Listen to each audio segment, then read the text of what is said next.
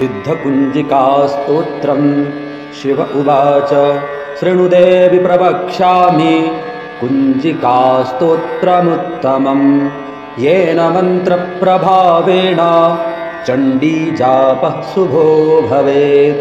न कवचं नार्गलास्तोत्रम् कीलकं न रहस्यकं न सूक्तं नापि ध्यानं च नान्यासो न च वार्चनं। कुञ्जिका पाठमात्रेण दुर्गा पाठफलं लभेत्। अतिगुह्यतरं देवी देवानामपि दुर्लभं गोपनीयं प्रयत्नेन स्वयो निर्व पार्वती। मारणं मोहनं वश्यं स्तम्भनोच्चाटनादिकं पाठमात्रेण संसिद्ध्येत् कुञ्जिकास्तोत्रमुत्तमम्। अथ मन्त्रः ॐ ऐं ह्रीं क्लीं चामुण्डायै विच्चे ॐ ग्लौं हुं क्लीं जूं सः ज्वालय ज्वालय ज्वल ज्वल प्रज्वल प्रज्वल। ऐं ह्रीं क्लीं चामुण्डायै विच्चे ज्वल हं सं लं क्षं फट् स्वाहा।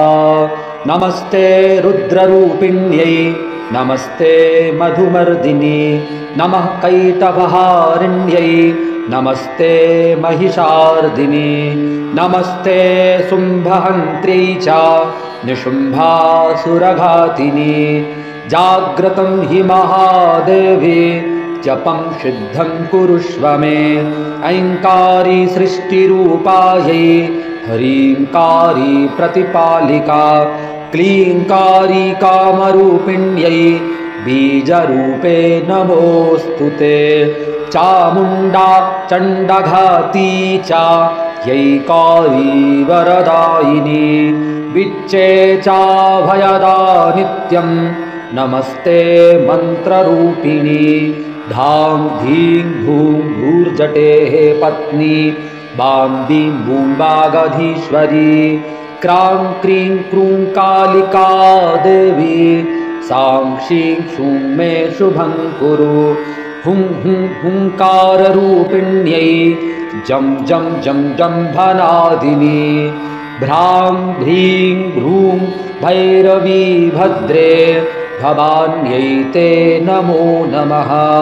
अं कं चं तं तं पं यं शं बीं दूं ऐं बीं हं शं धिजाग्रं धिजाग्रं त्रोटय त्रोटय दीप्तं कुरु कुरु स्वाहा।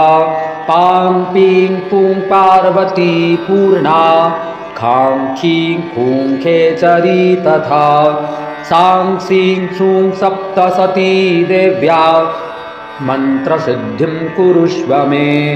इदं तु कुञ्जिकास्तोत्रं मन्त्रजागर्ति हेतवे अभक्ते नैव दातव्यं गोपितं रक्ष पार्वती।